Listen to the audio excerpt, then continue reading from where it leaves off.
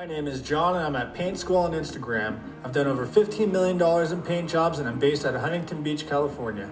Aaron is at Alpha Painting on Instagram. He's managed huge commercial projects with impossible timelines and now is a few years into building his own operation out of Branson, Missouri. And you should probably check out our full process videos on YouTube because they're pretty badass. Our point in doing this podcast is to put our 40 plus years of combined experience to the test. We've seen a decline in the industry, and while I think it's a bit arrogant to think we can change it, we're giving it a shot. Listen up and let us know what you think. This is Paint Sniffers Podcast.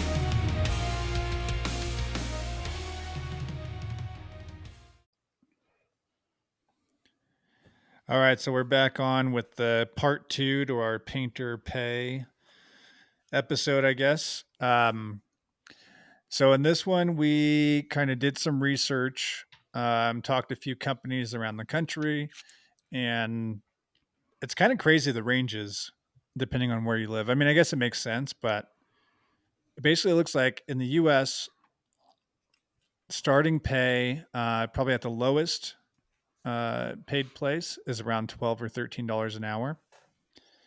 And then the highest pay is like 65 to 80 an hour. Those seem to be like the weird areas, like pockets in New York, Boston, San Francisco. I didn't see too many that hit 80, but there are a couple places, and it's like the artist guys, that are doing super specialty finishes. The company is doing the specialty finishes. They're paying the employees really high dollar amounts, but there aren't that many of them, which is probably why they can charge the high dollar amounts. Middle America seems to be the lowest ranges, like $12 to $14 an hour starting pay, and then maxing out like in the $23 to $25 an hour range. For you, Aaron, is that like your kind of area? Are you guys different than that? I personally think that this area has always had like the cheapest gas prices in the nation, the lowest rent. But the counter to that, I would say for the majority of my entire career, let's say the early 90s through the 2000s, through the 2010s, and maybe getting up into about 2015, the starting pay was $8 an hour. I think maybe somewhere around 2015 and beyond, that may have been bumped to around $10 an hour. And as we get, into the times now, obviously everything's fucking weird and it's up in the air and nobody knows what starting pay is now. And it's fucking confusing. But I think in like 90, 94, 95, 96, minimum wage was, I want to say it was either $3.75 or $4.75 an hour. So that was like, appealing to get people into the trades in terms of starting pay, $8 to $10 an hour, when minimum wage was below $5. Yeah. So, that's how we got people in. And then the challenges that we're facing now, obviously, when companies like Walmart and Target and fucking McDonald's are technically starting pay is more than what, our coatings industry technically would be, so we're having to bump our wages to those or beyond. So like I just started a guy. I want to say that, you could go get a job at Target for 14. The guy called, I could tell that I wasn't going to talk to him much because I could tell he didn't have much experience, but, I played the game with him like, hey, I sent some questions at him and I didn't get too complicated. And then I set him up and I was like, call me on Friday. So I just wanted to see if he would call. Yeah. Is he just one of those guys, is he one of those guys that's going to fucking blow it off? And he called. So then I'm like, all right, well, meet me at the paint store Saturday. Do you work weekends? You know what I mean? Let's see if this dude refuses to work weekends. You know what I mean? Yeah. He showed up and we went and we worked on Saturday. And then it was like, let's, all right, man, I'm going to give you a shot. Going to bring you to the job. Let's run a week and go from there. What do you want an hour? He said 15. Now this is coming from a guy. You got to understand too, like I'm figuring this guy out. I'm trying to play my P's and Q's, and he doesn't seem like, he seems, pretty rough around the edges. He doesn't seem like the type of dude that's going to be super sensitive. So that's appealing to me as well. I just want to work, you know what I mean, kind of stuff. But I'd imagine he's worked for some paint crews, but he's playing it off a little bit more than what he actually knows. And I've explained that to him, without being offensive, like, Because he told you had like 1 to 2 years experience. Is that right? He told me, he's got 2 years experience painting. My response to that after I worked him for a couple of days is I was like, man, this is the way I'm looking at you is that, if you have worked for some painting companies, you seem more like a guy that's kind of done a little bit of everything. Maybe you framed over here, you did some carpentry there, and you kind of just did what you had to do, and you've never really specialized in anything. So, and he responded with, yeah, that's correct. So like later on, I show him something and I explain why you're doing this, how you're doing this, and just give him little parts and pieces at a time. By the time I get him into a caulking gun, his excuse is, I've done quite a bit of caulking, but I'm not really good at it. You know what I mean? And it's like, well, this window that you caulked, man, I honestly, Jeremiah put him in a caulking gun. And that's one thing that I don't allow guys to do for a long time is simply because I don't like cutting caulking out of door jambs and fixing it. It's easy to re-putty a jam or re-sand a door jam, but I'm not a fan of cutting caulking out and shit. So, and I'm a stiffler with that. Like, it has to be right. So I have a process. Like if you're going to run a caulking gun, all you caulk, we first teach you, because the bead that we run up against a wall is heavier, and it's about knocking it down, versus tight caulking is more about being clean and stuff like that. So we kind of separate the style between to the wall and actually tight caulking, door stops and corners and shit. So, I told the dude, I've got a few jams up here. I really don't care. It's in the inside of a closet. I'm going to show you how to do it. And, the best thing that you can do to learn is to, I don't care if you do it exactly how I show you, but every time you do something, do it exactly the same. And, repetition, will build muscle memory and stuff. So, it's okay if if these look like shit, but, practice on them. It's inside of a closet, not a big deal. But, I had a day like that. I think he's on his 4th day. And he said he wanted 15. And, I told him this morning, I'm like, man, the way that I see it is that you pretty much, in terms of what we're going to be doing with you, is you're pretty much a day 1 apprentice to me. $15 an hour is more than what technically our starting pay is. I've never paid someone to start at 15, but I'm going to go ahead and give you 16 because I like your attitude.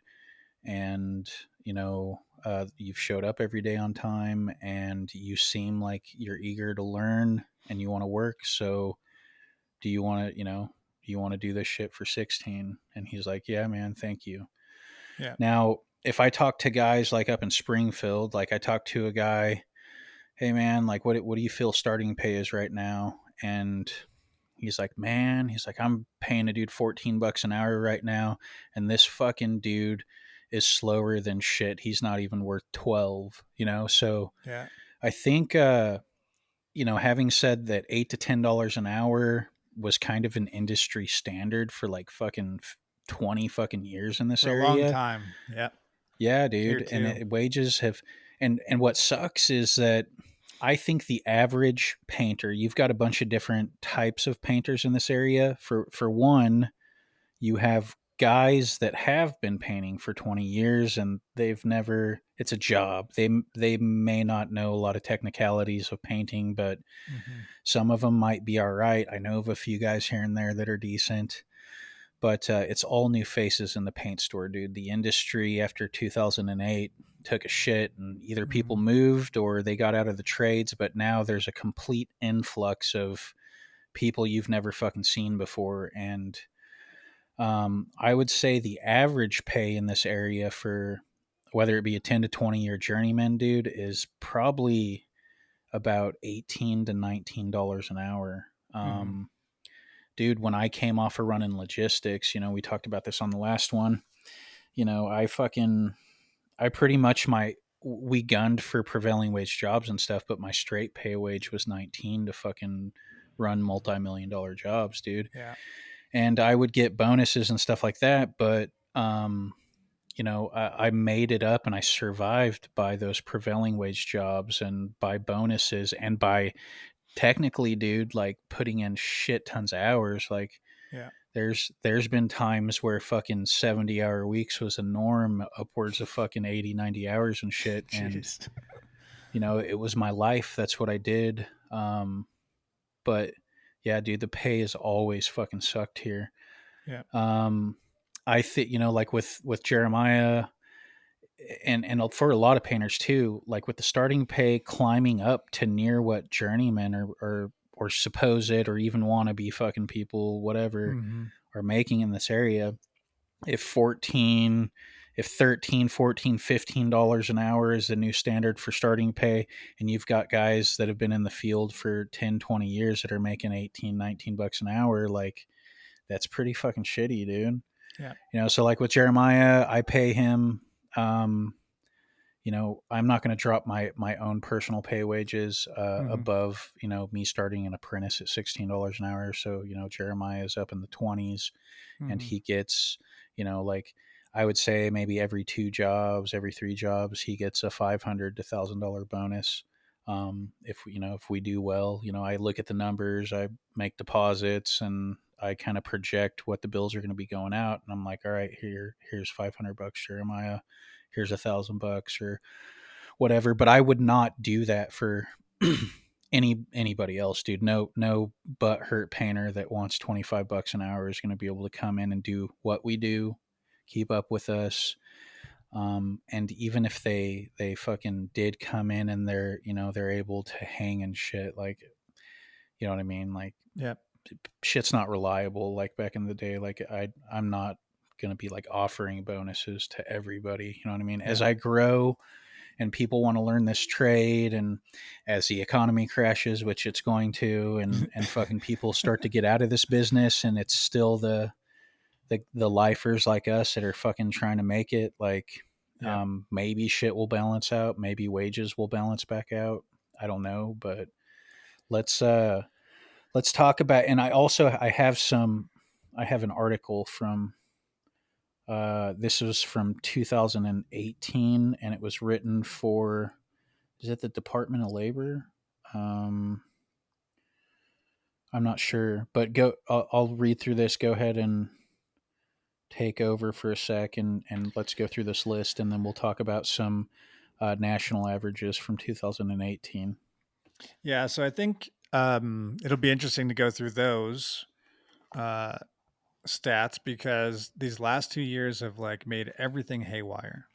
You know, I think 2020 was a year where you could almost pay less because everyone didn't know what the fuck was going on. Like, is everything crashing? I think it was like March, April, May, June. Some of my guys didn't want to work; they just wanted to stay home. Some of them didn't know if we were going to be able to keep working. We had some cancellations on projects early on in that year, so it was like, fuck, I don't know what's going to happen. I was like checking my numbers, checking savings, checking investments, like how much of a runway do I have? how long are we going to survive if we can't do any work? It was like super sketchy. Yeah. Um, and so 2020, I think, was like a year where you could probably pay less. Like I bet averages either dropped or didn't change at all, for painter pay. But then 2021 and 2022, we're in 2022, 2021 blew up. It was like everybody's busy, all these painting companies coming out of the woodwork. Um, and I don't like, I want people. It sounds really bad. I kind of want some of these people to get put in their place a little bit, because they come out and they're like, "Oh, I did $500,000 in my first year in business." It's like, well, fucking 2020, 2021, anybody could have done that. Like anybody could have come in if they're strong at sales. Everybody needed a painter. Everybody, like, guys like me are busy. I'm turning down work. So of course anybody can come up and just take that phone call and they're getting jobs. I'd like to see after things kind of crash and then start to build back up, who's left, like who's Yeah. still around. Because in 2006, 7, and 8, it was the same thing. Everybody's a painting company. Everybody's doing tons of business.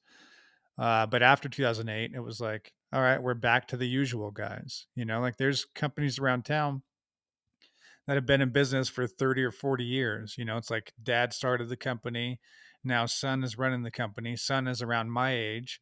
And so we're competitors, but we all know each other because we see each other around all the time. We bid against each other for years and years and years. I know that their quality is good. They know my quality is good. Like I have people that I refer out to. If I get calls for jobs that are like in Anaheim, which is not that far from me, but far enough, we don't serve that area. I'll pass them along to this one company. It's like, and I'll just tell the client they're going to be very similar quality to us, similar warranties, similar responsiveness. Like they're a good quality company. Like you're not going to go wrong with them. Their prices are going to be high like mine are, but you won't be disappointed if you go with someone like that. Dude, I don't know anybody like that down here. I wish I did. I know of one guy in northern Arkansas that we've bounced shit back and forth every once in a while, and like I might talk to some guys down here, like a guy or two, but it's really not like one of those things. Like I've been on their, on jobs that they've done, and I'm Yeah. there to actually fix it. I just Right. don't tell them. You know what I Yeah. mean? Yeah. So, yeah, dude, like there's like nobody down here that I can fucking bounce back and forth with, dude. It's pretty crazy. Yeah. So, so I say all that to say this: the last like year and a half, I would say, prices are just skyrocketing for everything. And so, if you're a company that has raised your prices significantly over the last year, like I have, but not increased your pay for your employees, it's kind of fucked up. Like we've raised our prices enough, not just to cover like paint shortages and all that shit. Like all the companies have raised their prices like 12 to 16%. All the paint companies, Sherwin-Williams, Dunn Edwards, Benjamin Moore, everybody's raised their prices like 12 to 16% over the last 2 years. So we've raised our prices 25%. Is it 30?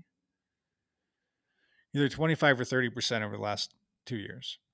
And part of the raise was because our increased costs. Part of the raise was because demand was sky high. And then part of the increase was to pay our painters more. We could pay our guys more. The expenses hit us as the business owners to a certain extent, like when it's higher gas prices, higher groceries, shit like that. But it hits my guys really hard. If I have a guy that's making 17 bucks an hour, or even 20 bucks an hour, let's say, you get 800 a week minus taxes. I don't know, 675 a week, and your gas cost goes from $40 to $80 for the week. Like that's a shitload of money. Dude. Dude, and after 2008 happened, and then like I don't remember what year it was, cuz the whole Obama era was like fucking just slowly everyone's slowly dying, but Yeah. um it was had to been after 2010, I'm guessing like maybe 2012. I don't remember when gas prices were at their max, but I worked for a commercial and industrial company at the time. Um, I don't remember. We were doing. I think prevailing wage was not even in the 30s at the time, and it was like 26 or 28 or something stupid or Mm-hmm. whatever. But so I was getting prevailing, here and there, but my straight pay wage, I don't remember what it was, dude. It was under $20 an hour. It was like fucking I don't know, 17 or something stupid, 16. You know what I Mhm. mean? In the past, like I had worked for like ran some logistics for like a company out of Kansas City that was doing condos down here, and I was getting fucking 19 to run lead on that job. But yeah, it couldn't have been like but like $16 an hour, I'm guessing. But anyway, dude, like I remember like it being 80, $90 a fucking to fill up my truck, and I was driving 2 hours a day. I would have to fill Yeah. up like 2 to 3 times a week, and it was a fucking nightmare, dude. I was Yeah. barely making it. That's the thing. It's for I don't know if it's across the country, but our electricity prices almost doubled here over the last year. So all these things like that doesn't really affect me personally. Like my electric bill going from 100 to 200 or from 75 to 150, it doesn't really affect me. But for my guys, like using the same amount of electricity, I'm a family of four, I've got two kids. Um, if your electricity doubles, now you're paying an extra 75 a month. Your gas price doubles, and now you're paying an extra 160 a month with that. Like that's a lot of money to have those increases. Plus groceries, now you're trying to like bargain shop and find out where the deals are to pay less. Or Yeah. you're just paying more for some things, to get the same things. If you're spending an extra $300 a month on the same exact shit that you were paying for a month ago, like that's a big change. So, and then in order to bring in new painters, if you have to start someone, there's a lot of people that are like, oh, I can't get anybody to even answer the phone for less than $20 an hour. It's like, first off, I don't think that's true. They're probably just not working very hard at hiring. Um, and You know then what I second, wonder there is some increase. Yeah. is some of these ranges at the top, painter ranges across the US are between 12 to $65 an hour. Hmm. I wonder if some of those $65 an hour, I wonder if they're basing it off of like people that are either union or non-union companies doing government jobs that have to be set at a prevailing wage. No, these are for regular painting companies, regular payroll. So some of the places like San Francisco, um, they will start painters around $30 an hour. So they're doing like 25, 28, $30 an hour to start, plus benefits. But these guys are working like Silicon Valley. I mean, if I'm charging 10 grand for a house, they're charging 30 grand for the same house. Like Yeah. everything is more expensive, but also their cost of living is way higher, right? Like I live in a pretty wealthy area.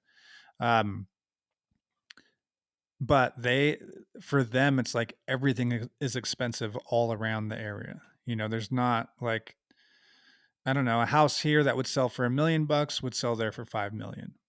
And I'm in a nice area. I'm like along the coast, Huntington Beach, Newport Beach. So all of our like normal 2-story houses are $1 million. There's not any, you can't get something for like $700,000 here if it's not a condo. Um, and so when you get in like Silicon Valley area or even like Marin County in Northern California, um, it's like that normal house is 3 or 4 million instead of 1 million, and so their outskirts are not as inexpensive as my outskirts are. Like you could go, I don't know, 45 minutes away and pay like less than half of what you would pay versus where I live, you know? So they have options for a little bit lower cost on living. But places like New York, Boston, San Francisco, those, I think for all of them, their cost of living is a lot more. And so they're charging a lot more to do the work.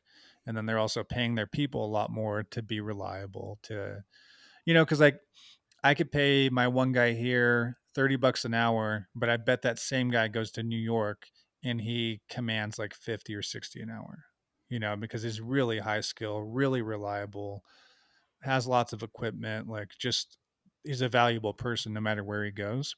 I just think the top end of value in a San Francisco, New York, Boston, the top end is just higher, And then I Yeah. think like the $80 an hour people, again, that's like specialty, If you do, I don't know, faux finishing or artistic finishes or any of this kind of stuff where it's really high end, rare, you're a 2 or 3 man operation and you're billing out at $200 an hour, and then you're paying your people 60, 70, $80 an hour to come and work for you. But those are the kind of people that like, they show up at like 10:30 in the morning. They work for like 4 hours on Monday. And then Tuesday, they show up at 9 and leave at, 1 or 2. They wear flip Yeah. flops to work, and they're those kind of Yeah. people. They're making shitloads of money because nobody else could do what they do. I'm a craftsman. I'm an artist, Yeah. bro. I had a project in Laguna Beach, and the faux finishers charged like $130,000 to do like ceilings and walls. It wasn't the whole house, but they flew What, in from. like a glaze or something, or what? Yeah, like this is like, That shit's so basic too, dude. You know what I it mean? is. Yeah, well, It's just maybe for us. basic. It's Maybe for basic us. shit. The in theory it's very basic. In well, probably, I guess even in practice it's really basic. I take a oil-based glaze, right? I mix a quart of stain to it. I Mhm. mix a gallon of polyurethane, and then I mix a quart of Pinatrol. And with that formula, like over Spanish skip trowel, dude, you can cut and roll it, and that wall's gonna stay fucking wet for an hour. And Yeah. we can rag it, we can sponge it, Right. and whatever, dude. And then when it dries down fucking hard. Yeah. I don't like fucking with the water based glazes because They dry fast. they dry too fast, dude. So Yeah. but it's all basic shit like that. That was all shit that we had to do back in the day. We even had to do it in condos, not just custom homes and stuff. And then eventually around here, it just fell out. But yeah, dude, I got $12 an hour to fucking glaze walls back in the day. You know what I mean? Yeah, but if you could do that nowadays, because very few people know how to do it now. It it is artistic. Like there's definitely that aspect of it. It's not scientific. Where painting a wall a solid color is more scientific. Cutting in a line freehand is more artistic. Doing faux finishes is definitely artistic because it's like you can't have patterns, right? Like it has to be random or random looking, even though you're being very specific in the pattern that you're putting on, so that so it doesn't look like a pattern. It has to look random. There's stuff like that where I've had guys that I've tried to teach that stuff, and if you don't understand that concept of like, it can't look like somebody stopped here and started there. You can't have any of those stopping and starting points. You can't have, if you're doing like a cream base coat and then like a, I don't know, medium brown top coat and you're ragging it off, you can't have a whole bunch of brown left in one spot, very little in another spot. Like it has to look very natural. Yeah. If you don't understand what that means, that's like you're never going to get there. Back in the day, artistic. we had a. I think that the best glazes are relying upon the texture, but back in the day we had a production method for we'd spray the glaze and we would squeegee it off the wall and let it just drip down to the subfloor. I mean, so we could spray and squeegee a fucking cabin in a couple hours. You know what I mean? Right. Yep. Yeah, and so we do a lot of work like that nowadays with stain. We don't do it. We almost never do it on paint anymore. Well, every now and then with paint. If we're trying, if we do like faux finish wood beams, we'll do a brown base coat and then take a darker color or maybe a lighter color over the top of it. But it's more like a wash. We're washing a color over to make it look like it's stained without having the expense of stripping a beam, restaining it, re-clearing it. But that's about the extent of what kind of paint glazes we're doing or faux finishes we're doing. But we do glaze with stain work a ton. We do that quite a bit. Yeah. I just think that's funny though, to take something that can be done in a production means, that would have just been done by painters and they'd be like, I'm an artiste. And, right. Like say fucking, I'm going to glaze some walls and I'm a craftsman. Yep. I know. So, but those are the kind of companies that are getting really high hourly rates, and this is not, these hourly rates are for employees. They're not for business owners, right? Business owners charge, probably starting at like 55 an hour, up to whatever, 150 bucks an hour. I don't know how many companies out there are actually charging 150 an hour. I know there's plenty on Facebook that say they are, uh, but I find that hard to believe. Um, Yeah. so, and it seems like, um, for the most part across the country, the types of pay, um, at the apprentice level. So the way that we do our pay, or our ranges, are apprentice, painter, lead painter, and foreman. Um, an apprentice is somebody that's brand new. Maybe they have a few months experience, maybe they have zero experience. They're for us in the $15 to $17 an hour range. A painter, for our description, is like, maybe 1 to 3 years of experience. And for 1 to 3 years of experience, we're paying like 17 to 23.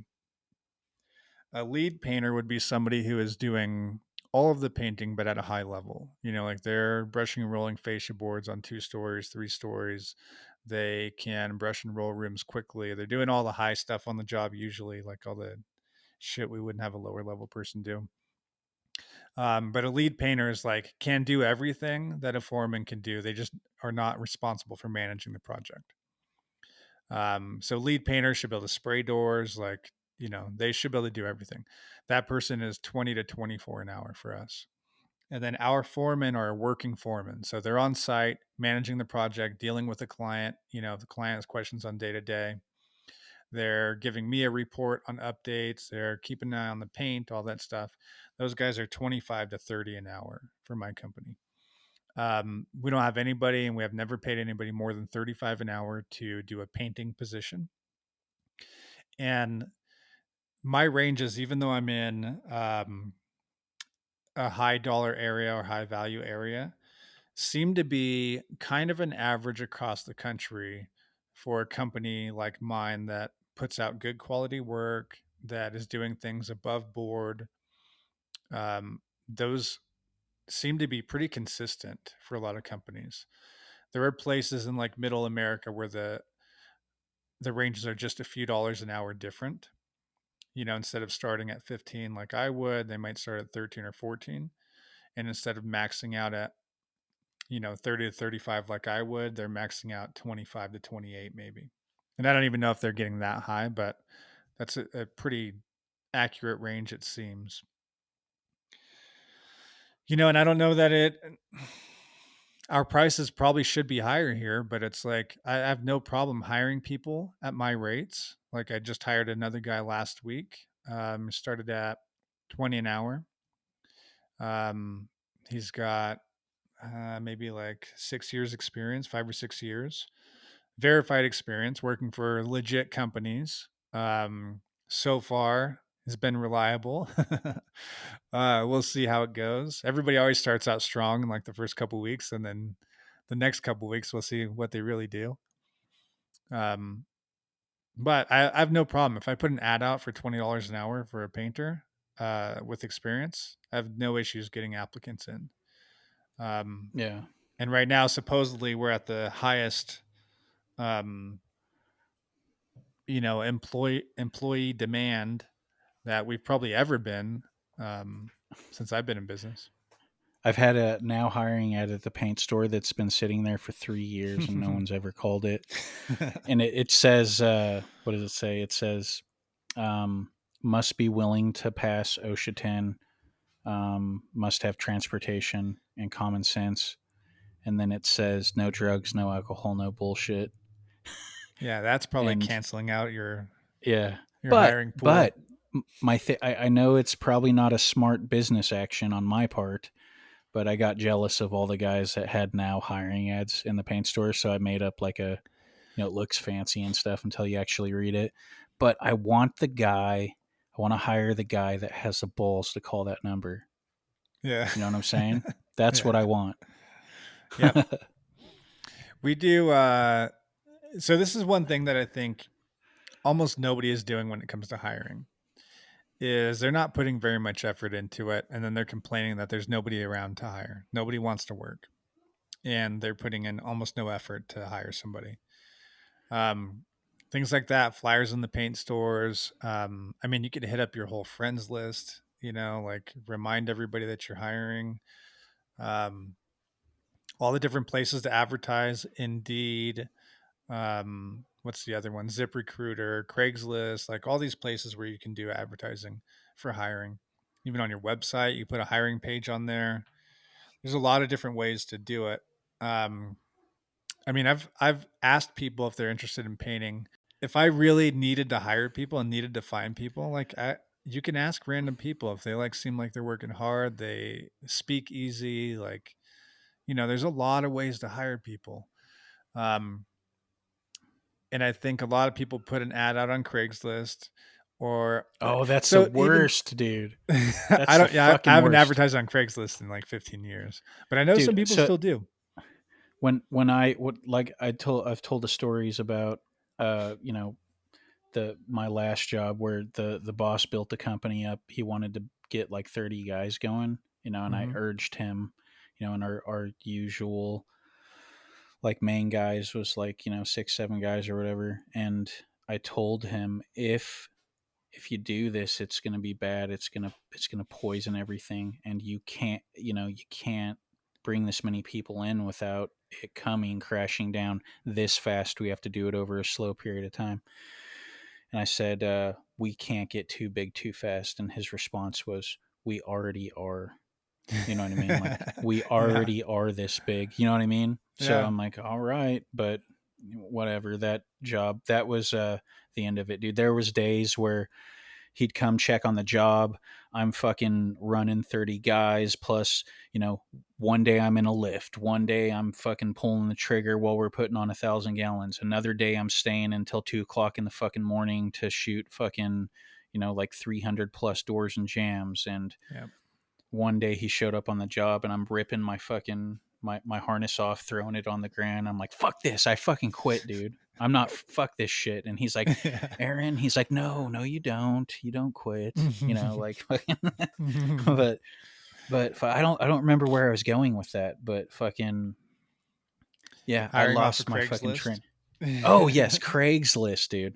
So like dude, yeah, he would run ads on Craigslist, dude, and I would just get the craziest motherfuckers that would show up, dude. And like, you want 30 fucking guys on the job, fine, dude. I had one dude that fucking showed up, and I don't need this was a I think this was a random instance. I don't think this was off of Craigslist. I think he was riding his bike by the job, or walking by the job or some shit, and he seen it and asked some of my guys if we were hiring. I went and talked to him, and I could tell he was nutty. He's telling me this fucking story, and like, eventually it felt like he's purposefully trying not to get hired so he could maybe give somebody some info that he tried to get a job or something. But he's telling me a story about how he had like gotten out of prison a few years ago for stabbing a dude in the neck and killing him. And I said, I said, after he said that, I was like, cool, be here Monday. 7 I a.m. I had I forgot about this. I had a homeless guy work for me for boy, maybe 6 months or 8 months, something like that. He was one of the most reliable guys I ever had. He was Yeah. he I think he saw like the stickers on my truck or something like that, my logos, and he stopped me, or he stopped at my window or something like that, and was asking if I was hiring. And we talked for a minute. He had a bag with him, so I'm like, "Are you? Do you have a vehicle?" He says no, but I have no problem getting to a job. Like, I'm really prompt. I'm always on time. Blah blah blah. Very reliable. And man, how did he get a hold of me? He got a cell phone after a little while. He must have used payphones or something.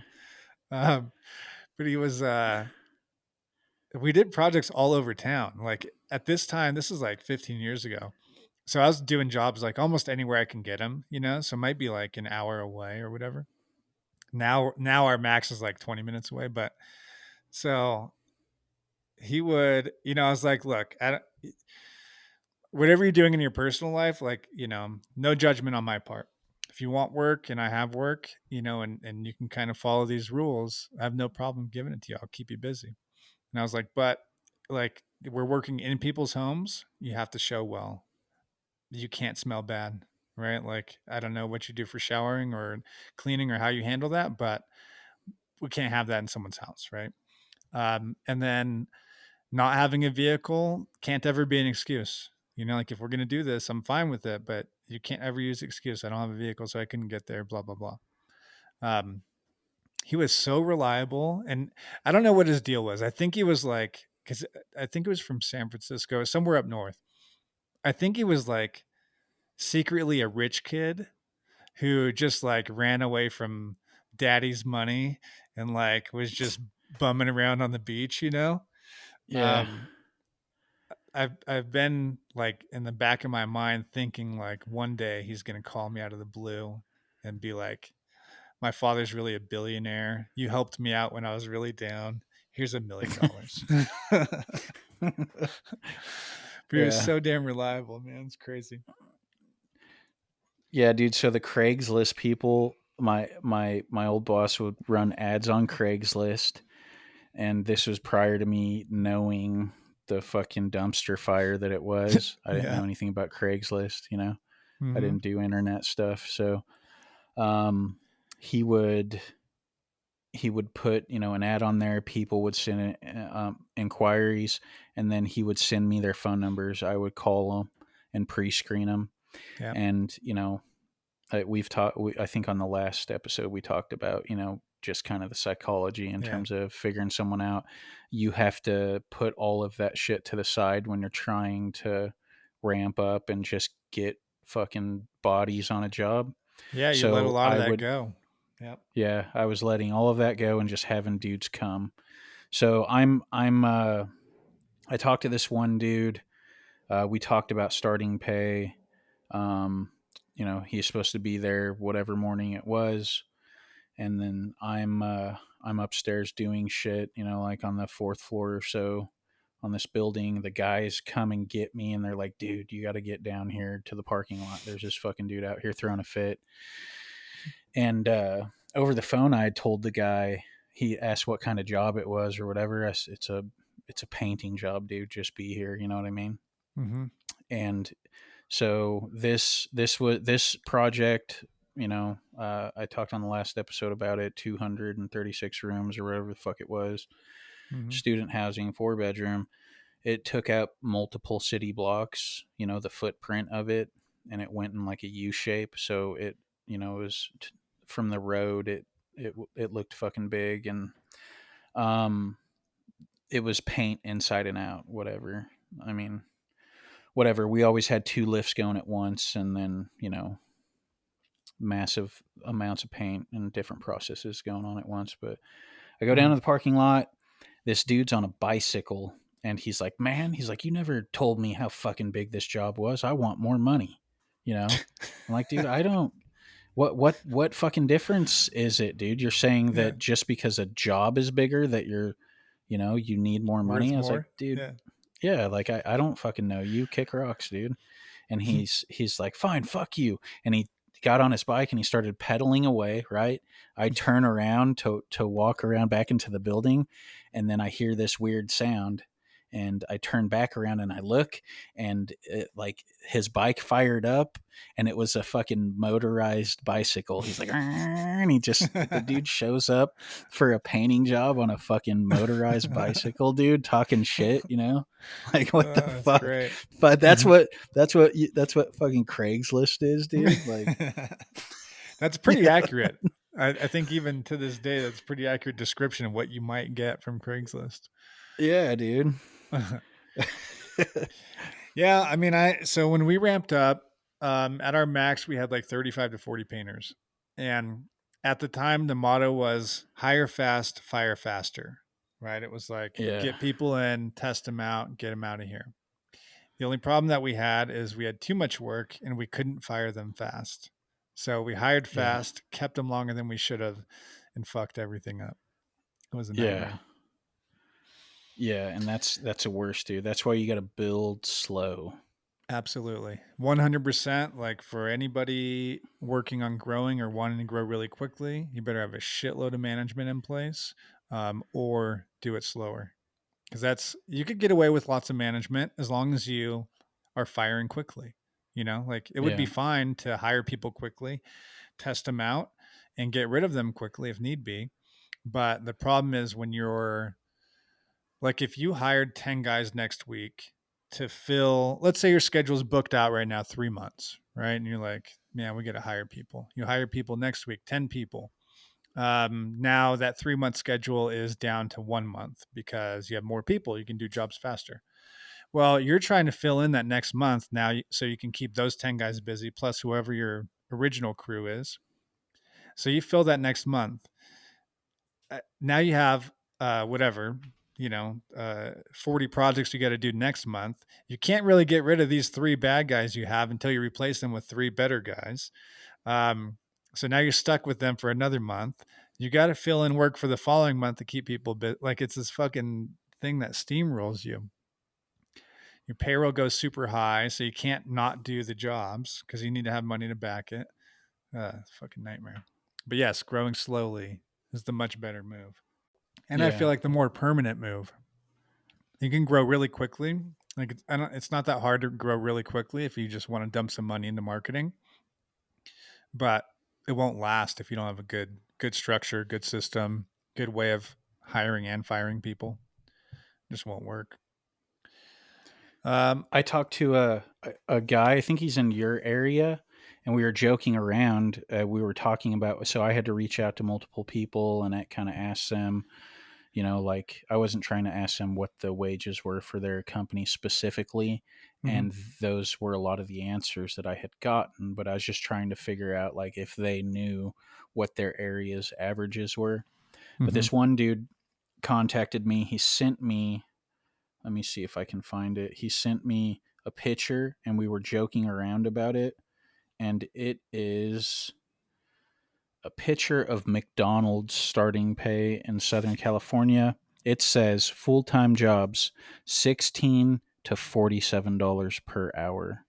Yeah. You know what I mean? And that, like, Mm-hmm. dude, is McDonald's really going to hire you for $47 an hour when you can't even assemble a fucking cardboard cheeseburger?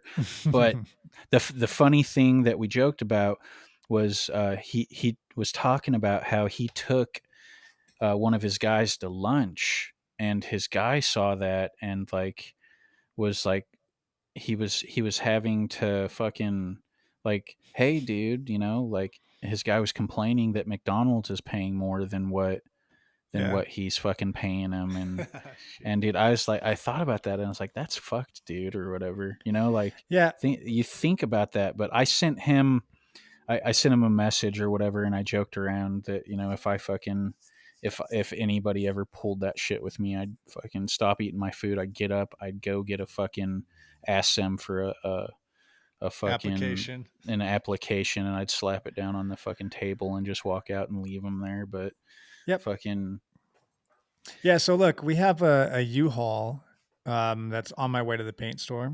So I drive by it all the time. And U-Haul, the moving trucks.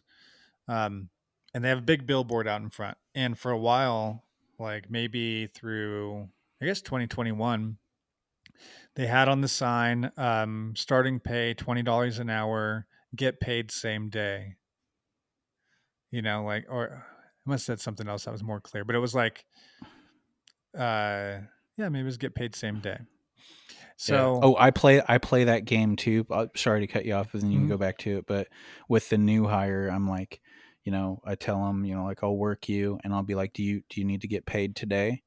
And just to see if they're just they need that right. quick cash grab to find out if they're a fucking addict. If they Yeah. wanted the money, I'd give it to them, and then I would see what would happen. Hmm. But that was another thing too with me assessing. I was going to give this student one more dollar than what he was asking for, but he Yeah. he was like, "No, man, I'm good." and he's just going all week without asking for money. So that's a good That's a sign. good sign. Yeah. Oh man, I still got guys that are asking for their checks early. It's like we get paid Yeah. every Friday, and Monday or Tuesday rolls around. Hey, could I get my check a couple days early this week? Pretty Yeah. consistently.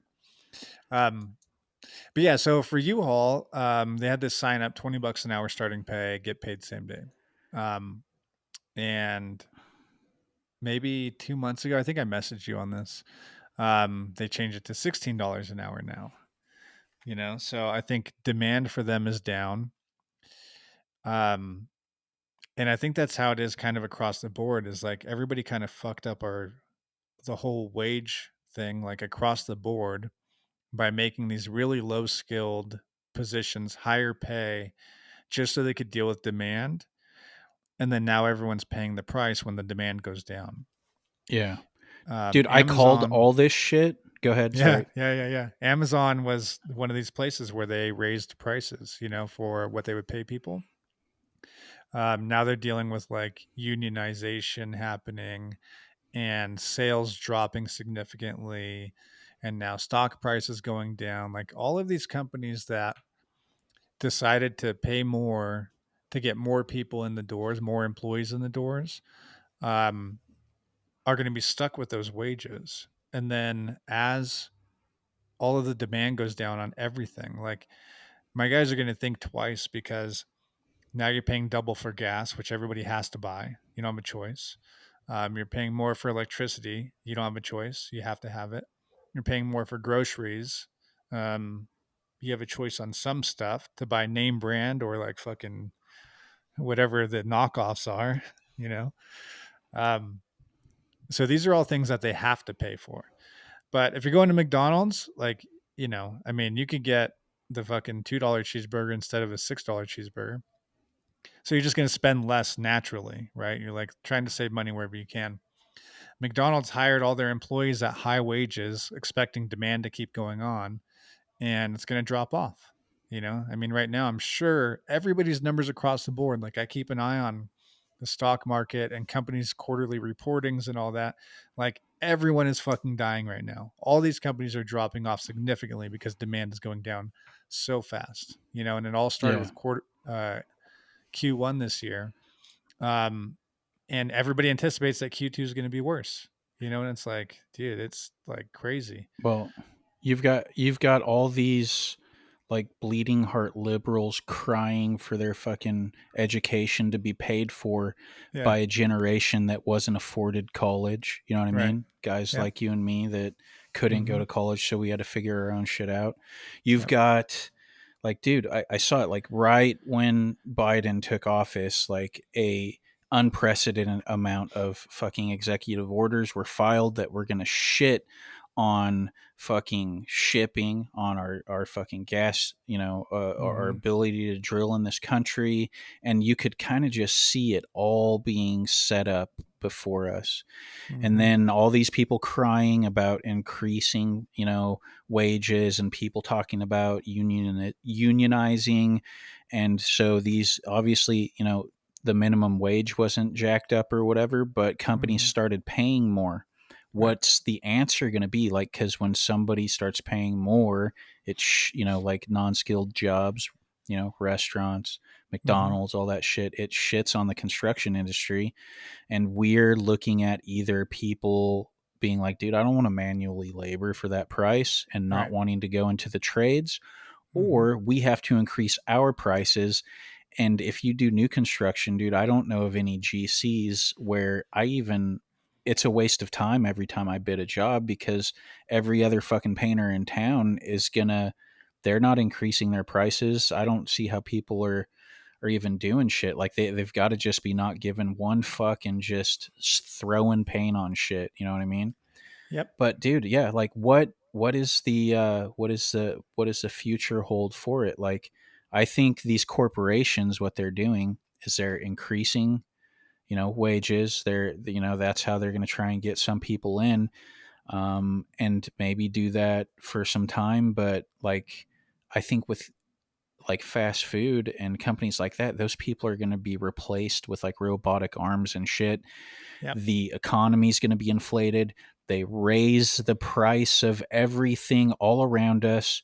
And dude, those people that wanted a higher paying job are now paying more for gas, paying more for groceries, paying more for the cost of living. And then eventually they're all going to be replaced by fucking robots and shit, dude. And then we're all going to be just standing here with our dicks in our hands, fucking living in this inflated fucking economy. All these things, if you kind of look at the whole scheme of things, like, um, these corporations are paying more, like prices are going up, gas is going up, everything's going up. And I think we're already at a stage to where it has already canceled out these pay increases for, non-skilled jobs. So think about how it's going to transition into, like, eventually these companies are going to, like a McDonald's or a Wendy's, they're going to start replacing these people with fucking robot arms and shit, and Mm-hmm. doing things on an assembly line. So all these people that were clamoring for more, which is cool, that's what you need to do, as a human being, is always figure out how to, you know, improve your life and keep moving forward. I mean, it's the same theory as somebody, without experience starting their own painting company and stuff. But, maybe you should have went out and, did it for a while longer and learned the business and learned how to succeed off of what you know how to do versus, learning from your mistakes. I mean, we all learn from our mistakes and stuff like that, but to an extent. But experience is essential, to grow and grow efficiently and stuff. But what is going to happen when they start replacing people? You know what I mean? Yep. Like, dude, everyone that clamored for more money in a non-skilled job is going to be replaced by fucking, new production means like robots and shit like that. And then all those people are going to be standing there without a job. Like, you know, why not just, those jobs are meant for, like people that have, retired and they need a little, Mm-hmm. side income, or Or they're kids, brand new to the workforce. yeah, a kid, They have no experience in anything. high Like these are the school types of jobs. kids, Yeah, yeah, and what, yeah. we do not live in a fair system, but also, why would people be trying to use what they know is already, a failed system in the first place, and try and make a fucking career out of it? Like, that, that type of shit is going to inflate things even more, and then we're going to be in an even shittier spot. Like, what Yeah, I'm not sure what this does to our industry specifically, but there's a very clear path to these companies using automation to replace low skill employees. Like it's already happening everywhere. We just don't see it because it's been introduced slowly. But if you go to the grocery store, some of the grocery stores are like half self checkout, half with tellers. At Home Depot, at my Home Depot that I go to semi frequently, there are 6 stations to check out by yourself. And there are usually 2 or 3 stations where it has a person checking you out. Right. And that's like in the pro area, probably just for bigger items. Yeah. But I hate like, that shit, dude. Like, when you force me to be a checkout person, I'm gonna do a yeah. shitty job, and Yeah. sometimes things don't get Might checked miss out some because things. I don't get Yep. paid for that shit. Yeah. Yep. But it's happening everywhere. Like that is automation. That's people being replaced by robots, right? They don't look like a robot because they're not moving their arms and shit, but that's a robot. Um, I don't know if they have it out yet or not, but it was either McDonald's or one of these guys where they were trying to do a whole store to be automated, so that they have one person there managing the systems, but everything else is automated. Um, there's no reason they couldn't do it that way. Like that seems very simple in the Yeah. foreseeable future. Like, Dude, I seen a gas station, like somebody posted up like it was on Instagram or something, and they posted a video of it. You walk into the gas station, you pay at the pump with a credit card, and then you mhm. think you're going to walk into the gas station, get a soda or something, bottle of water. You walk in there, and it's totally automated. In order to go to the bathroom, your card, when you run your card, it spits out a receipt. You get a number on the receipt. That receipt Mm-hmm. gives you a code to punch into the bathroom to be able to use it. So you Yeah. have to get gas in order to take a piss, right? Yeah. Yeah. There's So that nobody solves the there. problem. Yeah. Yeah. There's nobody there. Like, if you want to get a cookie or fucking some hot food or like a burrito, you put your card in a fucking machine, it spits out a frozen burrito, and then there's a table with a microwave on it, Yeah. soda machines, and like there's no teller. It's all like bulletproof glass, and there's no fucking buddy there at all. Yep. Yeah. So that would be very easy to automate, right? Like you're setting up machines, almost like a Coke dispenser, like at a hotel or something. You put in $1, it drops you a Coke. It could be the same thing for all items. They could just have machines all over the walls, right? And to make your selection E6, enter your payment. Okay, it spits you out your thing that you ordered, right? Like that could be everywhere. Um, Tesla is working on making their own insurance company, auto insurance company, and they're doing real time adjustments for your policy. So the way that Elon Musk explained it is like, you know, everybody bases insurance rates off of national averages. So on average, 16-year-old boys are higher risk than 16-year-old girls. On higher, kids 16 to 18 are higher risk than adults, 60 to 63, right? Like all these things are based on averages. So if you fall into that average, you're getting these sort of rates, like you could be a 16-year-old kid, super safe driver, really cautious, follows all the rules all the time. But you're going to pay the same as that 16-year-old kid who's fucking stealing dad's beer and smoking cigarettes behind school.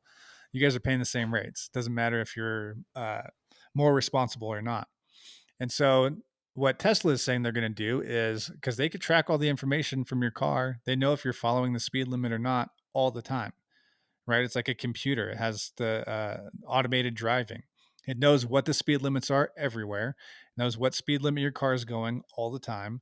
And so based on how you're actually driving, not your age, it would spit out a rate, so, and then you'd see it real time. So you'd be motivated to follow the rules, right? You see like, oh, this month, I followed the laws everywhere, stopped my full stop, not a California stop. I followed the speed limit, and my insurance rate was, whatever, $65 for the month.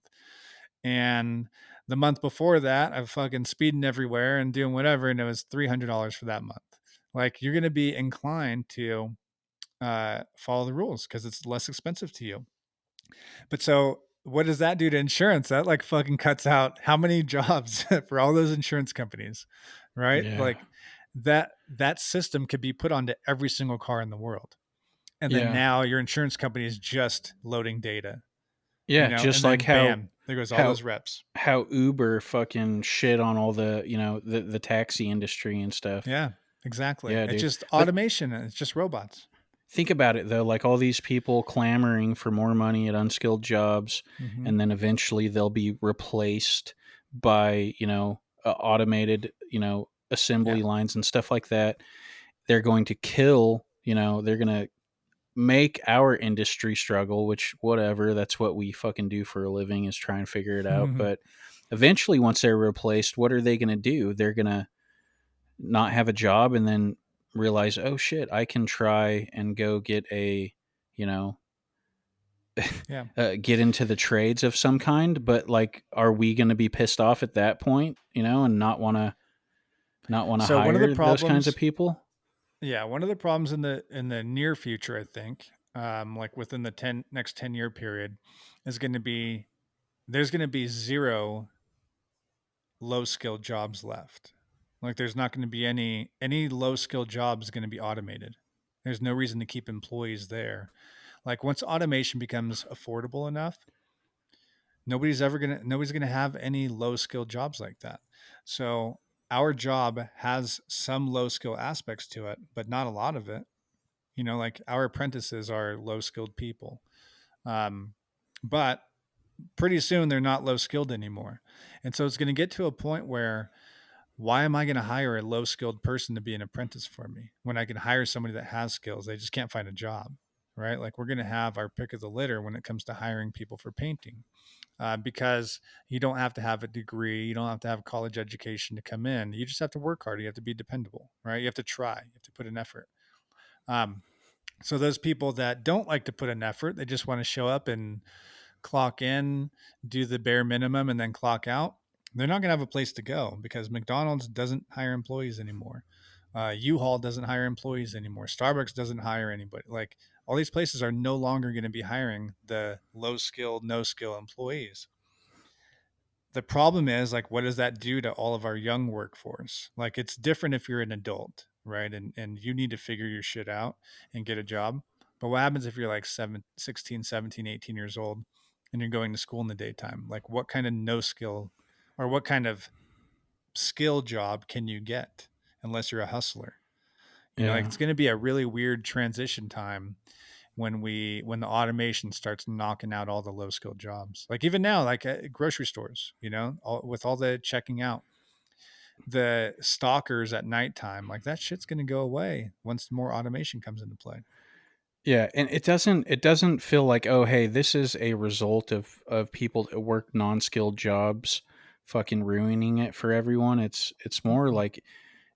like I think, people, yes, are wanting more, and it feels more like it's the corporations that are going to utilize that shit, increase the wages, then eventually replace people. And it feels more like they're inflating the economy on purpose. And the people that don't have those jobs anymore are just going to be, fucking cannon fodder because of it. You know what I mean? It would Expendable, be but it would be brilliant if that were the play because yeah. like you'd have to have a lot of foresight, I think, to see that and make all those moves happen. But it would be brilliant, right? It's like McDonald's is saying, "Hey, you guys want us to pay our employees more, but that means you're gonna have to pay a couple dollars more for a burger. You know, this is Yeah, what but you want." but think about it like, without trying to be a conspiracy theorist, can you honestly sit there and say that all of the shit that's been going on for the last 2 years isn't on purpose? You know what I mean?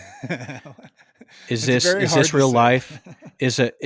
Is our government this bad at their fucking jobs? You know what I mean?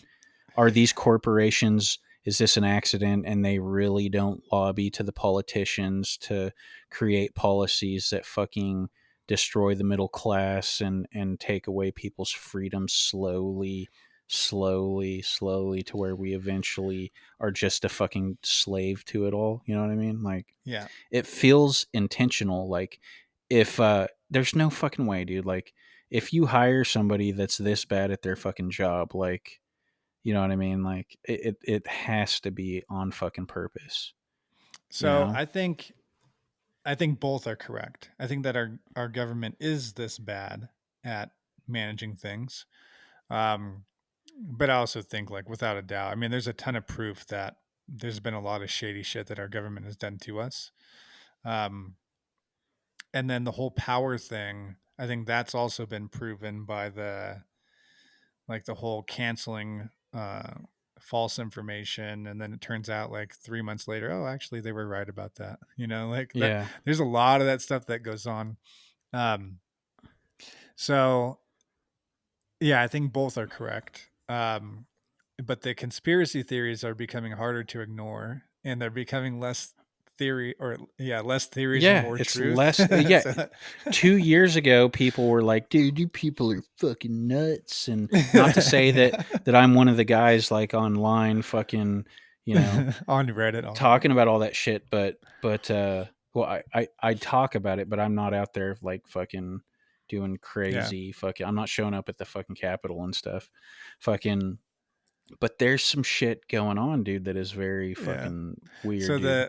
the owner at the gym that I go to, um, he's like pretty deep in the down the rabbit hole on a lot of this stuff, Yeah. and so we have like conspiracy Wednesdays, and so it's like we have the crazy shit that he's read about that's going on. The thing is, like, a lot of the shit he's been saying for a long time is like coming to pass. It's like, all Yeah. right, maybe it's not so much conspiracy or so much theory and more actual conspiracy. It's Yeah. kind of funny. The laptop thing, the fucking Hunter laptop thing is a prime example. The It's fucking weird. Yeah. everyone from the fucking left-wing media to fucking Democrats in Congress all said that it was a Russian hoax. And I don't think Hunter Biden fucking sitting there for 17 minutes smoking crack and getting his dick sucked by what can only be described as a minor is a Russian hoax. You know what I Right. mean? And then Yeah. you look at all the shit that like all of the corrupt deals and study into all the shit that the corrupt like energy deals that he had fucking going on and the money he received and how it's fucking slowly coming out that it all leads back to the fucking president and stuff and him receiving cuts from it and they're still trying to cover that shit up. And dude, like when is it going to fucking be enough? Like that this shit is going on. And look, dude, now we're supporting a fucking pretty much a communist country sending billions of dollars there and claiming that it's to 40 protect them billion. from another communist country. And it turns out that fucking country is one of the countries that they have crooked energy deals going on with. Like is our government are we sending that $40 billion over there for them to fucking wash money, or like what the fuck is going on, dude? Like You I sound like don't a conspiracy theorist right now. exactly, dude, but there's all kinds, dude, there's all kinds of facts that aren't conspiracy, A like lot of this stuff facts. is a little coincidental. Yeah, it's facts, dude. They talk about the fucking the COVID thing and how it came from a fucking bat or some shit in a fucking wet market, and oh, you're fucking nuts if you think it came from a fucking lab in China, and it Right. turns out that it fucking probably did. Yeah. Yeah. What do you think about the monkeypox? I think That's it's coming just up more now. fear. I Do you not remember the murder hornets? Oh yeah, that's right. I forgot about them. They were supposed to take our mind. That was uh the thing of 2021, right? I think We're it's gonna get fear away from tactics. yeah Hey, turns out that murder a lot hornets. of the people that were in the fucking uh when things first shut down, when the shit first popped off, like I was at home like, oh fuck, dude, like this is like some fucking movie shit, dude. Like this fuck, I don't know if I Dude, want to deal with like biological fucking yeah, stuff. And you look and it's like after a few weeks it's like, dude, what is really fucking going on? You know what I mean? yeah, And what was I going to get to? Fucking the hospitals. So they were saying that there was fucking thousands and thousands of sick people in the hospitals and all this shit. yeah, And everywhere you look, like the hospitals are just fucking empty, dude. hmm And what turned out, in my opinion, was going on was that the fucking hospitals can't function with no one fucking being sick and dying. yeah, When the shutdown happened, there's nobody getting in car wrecks. There's fucking yeah, nobody getting hurt at work. There's none of this shit going on that normally happens, and the hospitals started fucking going into the negative. And yeah. then the government released a plan for fucking what the COVID fucking COVID relief treatment. shit, yeah, Yeah, to where hospitals got so much money if they if somebody died of COVID or this and that. And I personally think that the hospital administrators fucking were writing everything up as COVID to get those fucking subsidies so they didn't go out of business. but yeah, but like what why would they not, dude? Look at how corrupt the fucking the health industry is in the first place. You have the yeah, fucking the pharmaceutical companies that fucking sell you fucking they sell you maintenance instead of selling you cures. You've yeah, got the fucking hospital administrators that, like, even if you have a health insurance plan, like you go there, they double the fucking price if you have health insurance, you know what I mean? yeah, Just to not only you have to pay money up front, and then you have to pay your fucking monthlies to pay the bill down on the fucking on the medical bills. Like yep, it's all a fucking scam, dude. You yeah. ever, It's you crazy. yeah, dude, it's fucking it's corrupt as fuck. There's the health industry is corrupt as fuck before COVID. So Yeah, why would the hospital administrators not be fudging the fucking numbers so they could get those subsidies? yeah. Well, that was one of the things around here is they couldn't serve like cosmetic surgery patients anymore. Like all of that stuff, if it wasn't a necessity, they couldn't service it. And our hospitals around here, I think, do a fair bit of that. I think that generates quite a bit of revenue, all the plastic surgery that gets done out here. So they had floors of the hospital that were empty for a long time because that's where they did all the plastic surgery stuff. And they didn't have that many patients coming in for anything else. Yeah. Why am I seeing pictures of what they're calling the monkeypox and then finding correlated pictures that have been recycled that are actually fucking shingles? You know what I All mean? right, we got to do a conspiracies Wednesday, I think.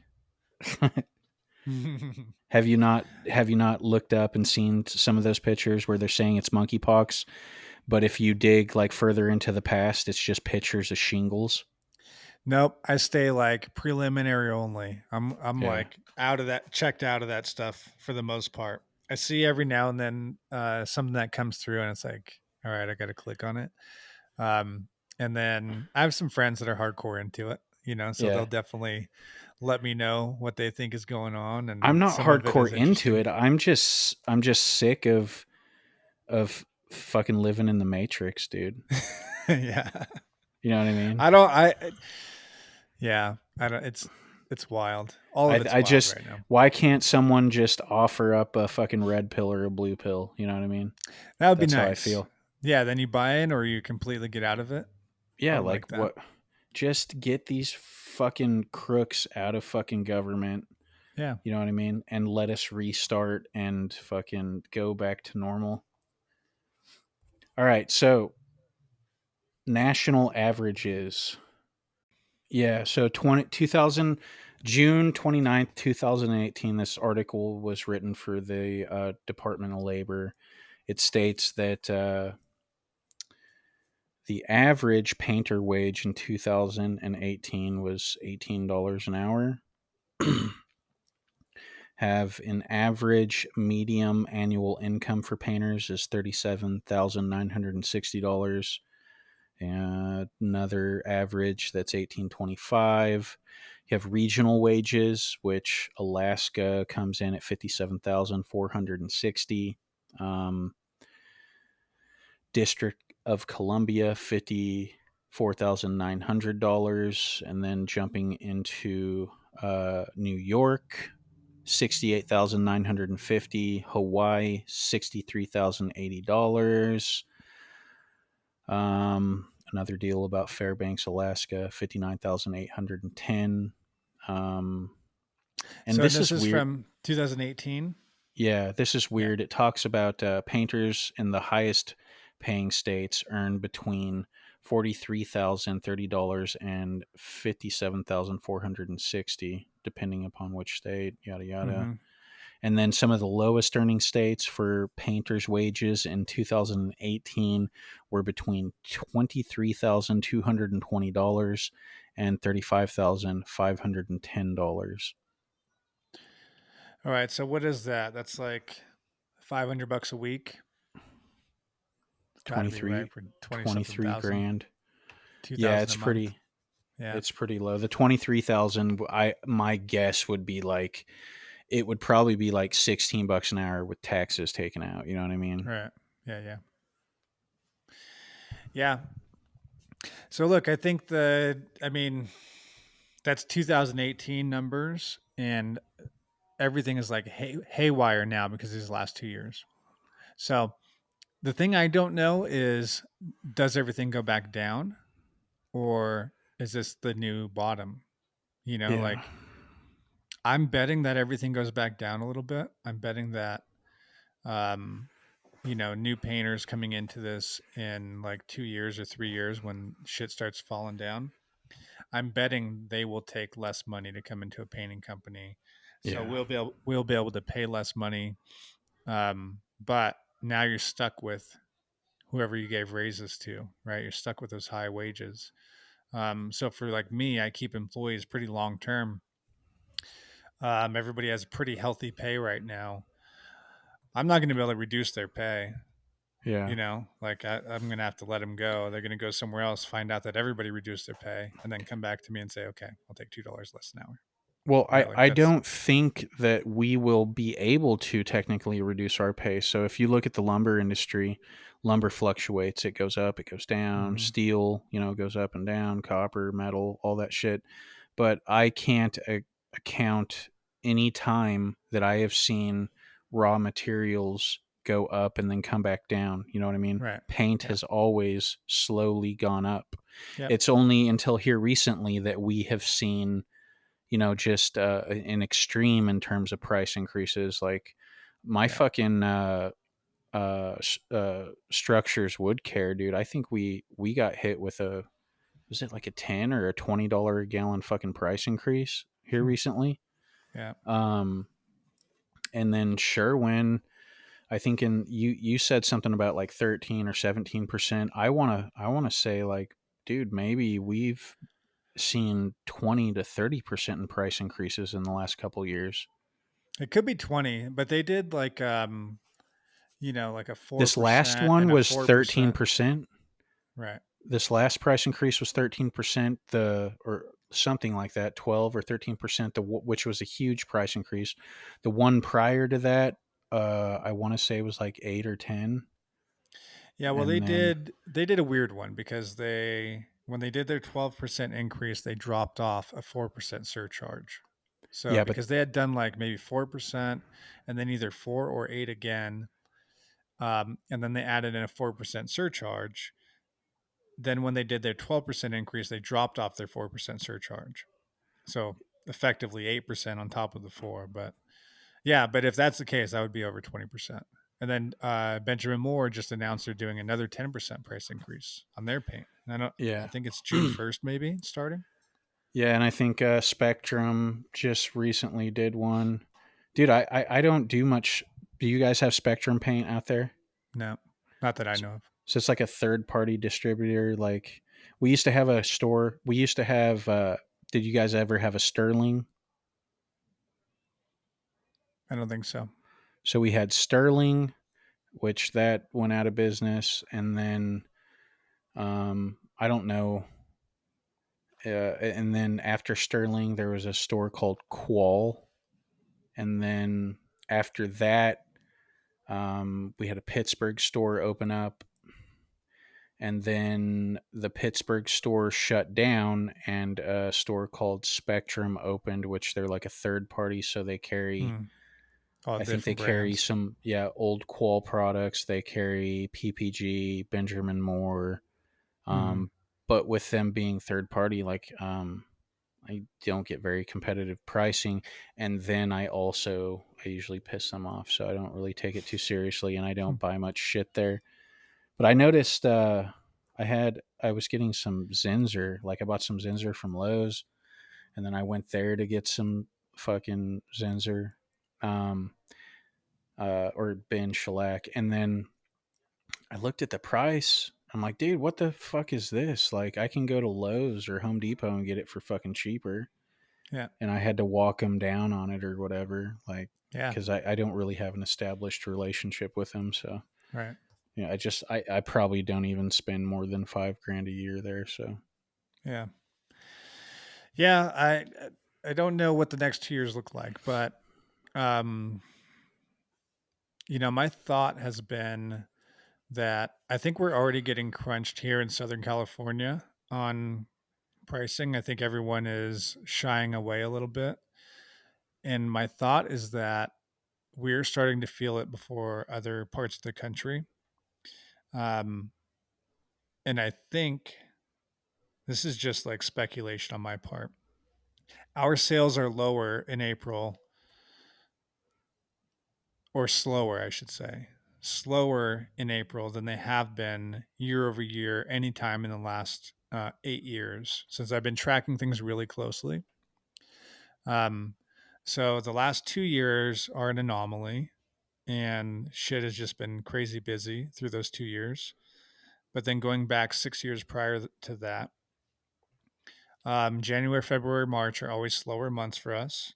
Like year over year, it's guaranteed. I could look at all my numbers for those years, and it's very obvious, like very specific that time period. And then mid April and through December 31st, we're slammed. It's and then it's got to be tax time, right? Once your taxes are done, you know what you owe or don't owe. Now you start spending money on the house again. So Yeah. mid-April and the rest of the year we're slammed all year. This year for mid-April, April was a slow sales month for us. Tons of appointments still, lots of bids, not as many closing projects. And I'm wondering if it's hitting us first and then it's going to start hitting other parts of the country. A lot of stuff trends here and then spreads out. Yeah. I'm not positive why that trend would start here, except that I think other parts of the country have had big influx of cash. You know, you have all these people moving to Missouri or Texas or Florida or whatever. People are moving to those places, bringing their cash from wherever they moved from, and then effectively they have more money to spend in your area. If someone left from, if my neighbor left from Southern California, sold his house here, and then went to Missouri where you are, he's not making any more money, but it feels like he has way more money because his dollar is stronger there. He could buy his same house there for, half the price or whatever. And so he has more cash. They feel more comfortable spending for a longer period of time, but they're also noticing that things are slowing down. Stock markets have had huge crashes. Um, so at some point, they just start slowing their spending down just to see what's going to happen over the next 6 months to a year. So I Yeah. don't know if that's going to spread or if it's just going to turn around here, but there's definitely a noticeable change here. I think once we enter into recession, which we're going to, um, that's when people will stop spending money. And the people that spend money on maintaining their homes or buying a new house and remodeling like that, we're gonna fucking get hit, dude. So Yeah, it's going to we're happen. it's gonna go back to all these guys that are out there fucking starting businesses with low levels of experience. Like even guys that have fucking experience could potentially get hit. So like everyone needs Yeah. to fucking gear up and prepare for that, dude, because this shit has a potential to be way worse than 2008. Yeah. But yeah, when people with money, like your investor types, the people that spend money, stop Mhm. spending money, it affects the people like us that are trying to get that fucking money, dude. Yeah. Yeah. 100%. And that's the thing is the people that are spending $5,000 on a paint job or 10 grand on a paint job, those are people that have investments, right? They have a 401k. They are generally more responsible with their money on average. Um, those people have seen such a huge dip in their investments over the last like 3 months, like a crazy dip. Big dips over the last 6 months, but over the last 3 months, it's like a 30% haircut, 40% on some of this shit, you know? And these are like tried and true stocks. Like this is not some random fucking crypto companies where, they're just out of the business all of a sudden, but these are like tried and true companies that should, and most likely will bounce back to value. But if you have $1 million in your investment account and you just lost $300,000, like that's a little scary. Like that's a little shocking. And even Yeah. if you still have that 700 grand in the bank, you're thinking about spending, you're thinking about like, damn, that's a lot of money. Like what, maybe I should tighten up my spending a little bit for a little while, right? Yeah. Like instead of painting my house this year, let me wait, maybe we'll do it next year or the Yeah. year after. Yeah, those Wait people till aren't shit like, bounces "Hey, back a little bit. let's we need to repaint the outside of the lake house before, Right. it starts damaging wood." They're like, normally people let shit go for a long time anyway, and fucking Right. you got to end up replacing wood sometimes because people don't pay attention to that kind of shit. Right. So we're gonna get fucking hit, dude. Yeah. I don't see any way that it doesn't come. Um, there were a lot of people that maybe about a month ago or 2 months ago were saying, I don't think it's going to be that bad. It doesn't look like, it's not going to be as bad as 2008 because there's not all the like fraud that was going on in 2008. What? Yeah. Well, There's more. with the mortgage industry, right? Like with the No, anybody can dude. get a loan. Well, but so No. here's the difference. Because with getting a mortgage, it is harder to do it now than it was then. Like that, it was a different problem. Um, But getting cash out now has been really easy because all the value's gone up super high, right? So Yeah. everybody's still getting all the cash like they did back then when they're just refinancing your house, pulling out equity. Um, and I think all that money dries up. I think the whole like tons of jobs available, no employees to hire. That's um, kind of real. Um, and then everything being inflated. Like we didn't go through inflation during that period, right? We didn't have any crazy high wage increases. We didn't have any crazy high costs for No, anything. but these companies, I can't remember like which are some of the main ones that are buying up the real estate, but like BlackRock kind of fucking Lots companies, of it. dude. Yeah. They're inflating the market. They're buying up all these fucking houses and shit, and it's driving up, Yeah. it's driving prices up. A lot of people are selling their homes right now because they're like, Mm-hmm. holy shit, like look how much I can get for Yeah. this house. And then their plan is to probably sell it and then fucking sit on the money and wait for the market to crash. But there's also Or buy people that somewhere are, less expensive. yeah, there's also people that are buying and then fucking, if they're not on a, if they're on a progressive note and they're not on a fixed rate, when the market tanks, they're not going to be able to afford their fucking Right. they're not going to be able to afford their mortgage, and it's going to be 2008 all over again. When they lose their shit, then you've got those companies like BlackRock that have jacked the rent up, and they're not even going to be able to afford fucking rent because those corporations now own all the fucking houses. Are there a lot of those types of loans being given out these days? Like the adjustable rates? Yeah, I guess there are. I guess that's still an option, right? Interest only, the 5/1 adjustable rates. Yeah, I don't, I can't speak on the exact specifics of it, but I'm just looking at the overall deal, and it's like this doesn't seem fucking right, dude. And Yeah, like, well, we just there's, bought this place in Big Bear, and um, we had the option of doing an adjustable rate mortgage for a lower monthly payment or an interest only loan, which, turns into a principal and interest payment. We did a traditional 30-year fixed rate here, or fixed rate mortgage.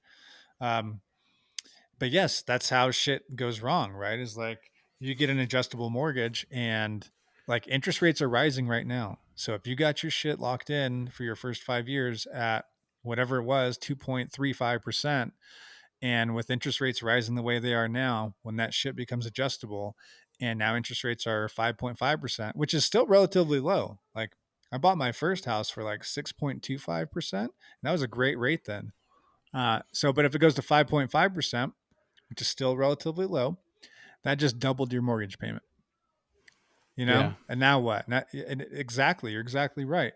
Rent everywhere is fucking sky high right now. Everywhere. I don't dude, even understand how people are affording to pay it. Like I make a good living to live where I live, and it's like how the fuck do all these I people I pay their made rent? $5 an hour when I first started doing this shit, like I said, and then eventually I got to get starting pay at 8. But my I got first my first apartment that I $64 a day. rented, yeah, my first apartment I rented here was $275 a month, That's crazy. and this place has always been known for having like the cheapest rent, you know, Mm-hmm. so like everything now, dude, is like, like if I look, like for example, like I feel pretty confident in giving a new guy $16 an hour when your apprentice scale is 15 to 17, Yeah. and you're in California. I would think that maybe your apprentice scale would be like 5, 6, $7 more than mine. Now your Mm-hmm. journeyman scales go up pretty good. I really don't see guys getting 25, 30, $35 an hour here.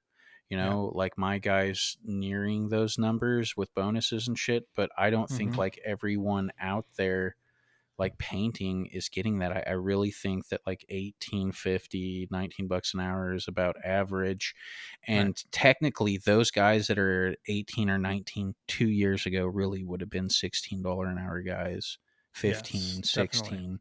You know what I mean? So the market has changed more in the last 2 years than it has in the last 25. Yeah. When I started painting, I started at $8 an hour, and this had to be like 1999, I guess. Um, $8 an hour, and the guys that were really good were getting like $20 an hour. Um, And by the time the last company I worked for, I think I was asking for 21, either 20 or 21. I was at 17 an hour. And I was asking for either 20 or 21. That's what I wanted from the company I was working for. And the guy told me no. And so I went out on my own. I'd been doing my own jobs on weekends and shit for like 6 months leading up to that. And once he told me no, I said, all right, I gotta make more money. I gotta do it on my own. So I went out on my own full time. But at that time, um, 25, I think, was pretty rare, but there were people that were making it. And 20 was like pretty typical if you were like a really good painter. And now, well, let's go like 2 years ago, 3 years ago, before all this stuff happened. Um, it's almost the same, like maybe 10% more in like 20 years, 18 years.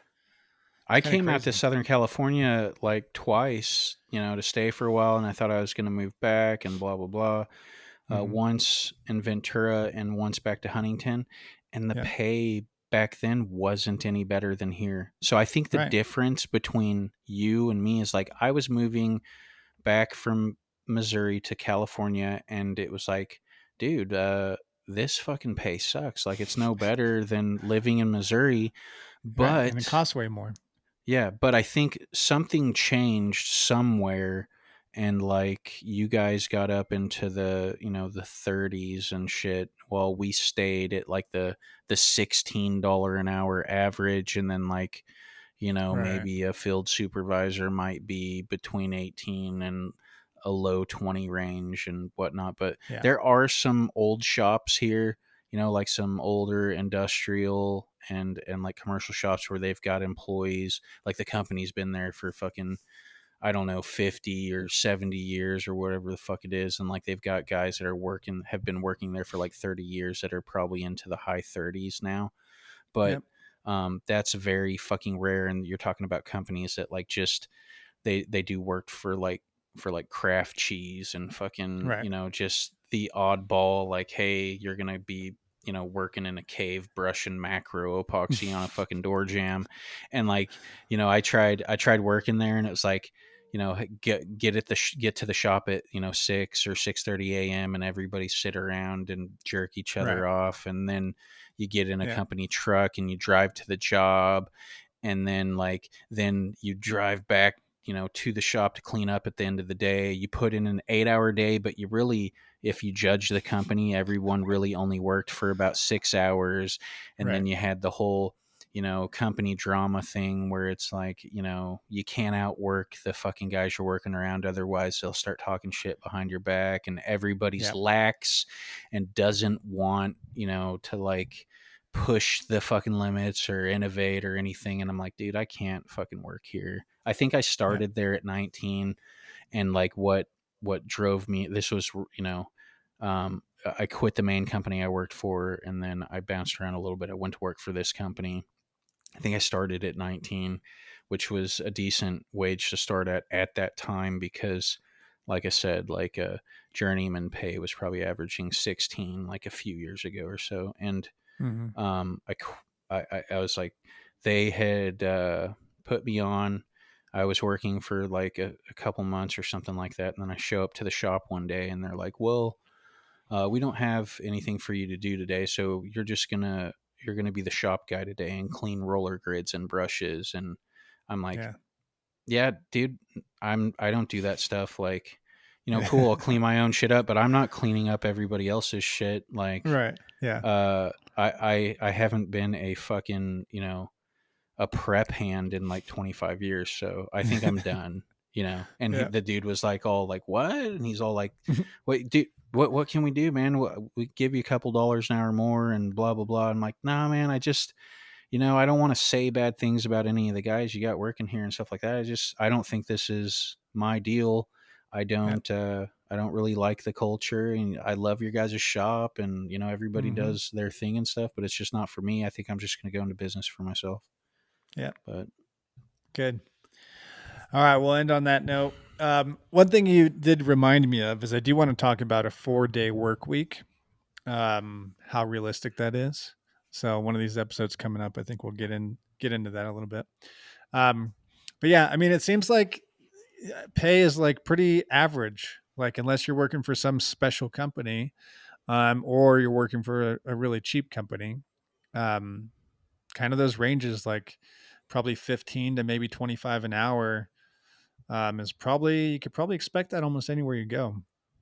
The nice thing about painting is once you become like a high level lead painter, high level foreman or journeyman, like 20 to 25 bucks an hour anywhere you go in the country, no matter what. Like that's one thing I've always liked about it is you can go make money anywhere you want. Like I could fucking take a bus to anywhere in the country and I could make 20, 25 bucks an hour.